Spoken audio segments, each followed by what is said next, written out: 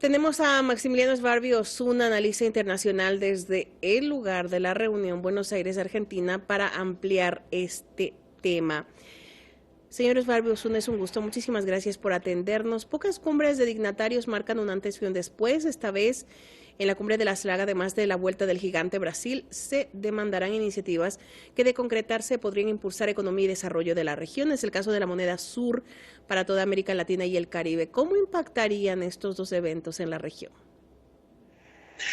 ¿Qué tal? Muchas gracias por invitarme. Sí, efectivamente se están promoviendo varias medidas muy fructíferas desde lo económico y desde la integración política, porque recordemos que la CELAC de 2017 que no estaba bastante digamos, desintegrada, principalmente por el avance de los gobiernos de ultraderecha en la región, impuestos por el gobierno o apoyados por el gobierno de Donald Trump y por la Casa Blanca, luego por Joe Biden, varios de ellos.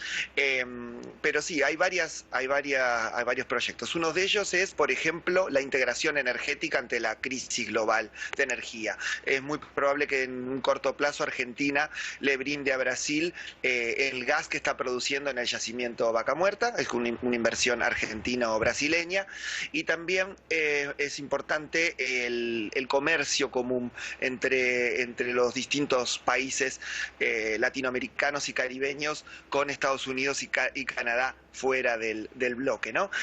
Con respecto a la moneda común que propuso Lula da Silva, es un proyecto brasileño que viene desde hace ya un tiempo, siempre del lado de Lula, no del lado del Bolsonaro, pero yo creo que no es un proyecto sencillo de realizar y tampoco es a corto plazo. Esto es a largo plazo porque existen varias asimetrías en las economías de la región. Por ejemplo, Argentina tiene una inflación del 95% anual, la inflación de Brasil es mucho menos del 10%, entonces existen varias asimetrías también comerciales y también desde el punto de vista financiero. Entonces, para implementar una moneda común para América Latina y Caribe, primero hay que ver otros ejemplos, como por ejemplo cómo se conformó el euro en Europa, con sus dificultades y con su camino, el camino que tuvo que recorrer para alcanzar esa unión monetaria. También debería haber una unión aduanera más importante que la que hay en el Mercosur, que se extrapole hacia todo el continente. Es algo que no es sencillo, existen también varios palos en la rueda porque todavía hay gobiernos pro-norteamericanos que, al haber quedado afuera de esta cumbre, la de la CELAC, Estados Unidos no ser miembro, porque es una competencia con la OEA, siempre hay gobiernos que van a torpedear todos los acuerdos, ya sean políticos o económicos. Y por último, también habría que ver, en el caso de la creación de la moneda común, de que no suceda como le sucedió a Grecia hace 10 años, cuando estaba muy endeudada y para ser más competitiva tuvo que devaluar, y para poder devaluar debió salirse del euro. Eso no lo logró y quedó más maniatada, dependiente de los bancos alemanes. Entonces, habría que estudiar varias opciones para evitar caer en estos errores y en estas trabas, para poder lograr una moneda común que sea independiente del dólar y las transacciones latinoamericanas no estén regidas por el dólar como está sucediendo ahora.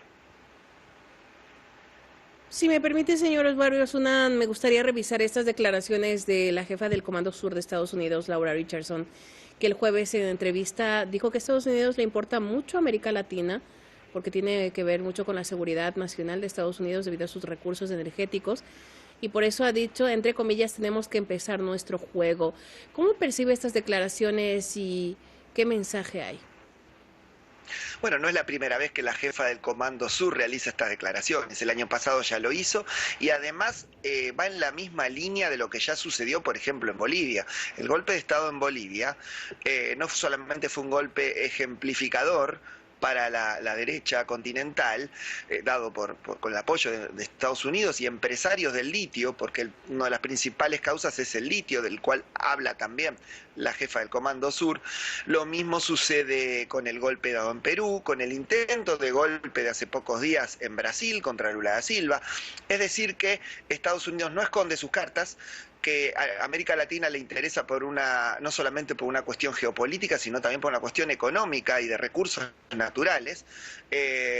También, bueno, la debilidad del presidente chileno, del presidente argentino, que es muy probable que en estas elecciones no vuelva a ser reelecto no solo él, sino su espacio político. Entonces, este intento de cambio forzado desde Estados Unidos, principalmente, aliado con las derechas latinoamericanas, por ejemplo el Congreso de Perú, para producir golpes o cambios de gobierno, tiene que ver con estas declaraciones, ¿no? Es decir, apoderarse de los recursos energéticos y de los recursos naturales, que muchas veces no es bajo la vía militar ni de golpes de Estado cruentos, sino muchas veces es con gobiernos aliados. Y eso es lo más peligroso, porque la mayoría de esos gobiernos aliados son votados dentro de un marco democrático. Entonces habría que ver bien cuál es el rumbo que toma la CELAC en este caso, y América Latina y el Caribe, para evitar que haya gobiernos que entreguen en bandeja al Comando Sur norteamericano estos recursos naturales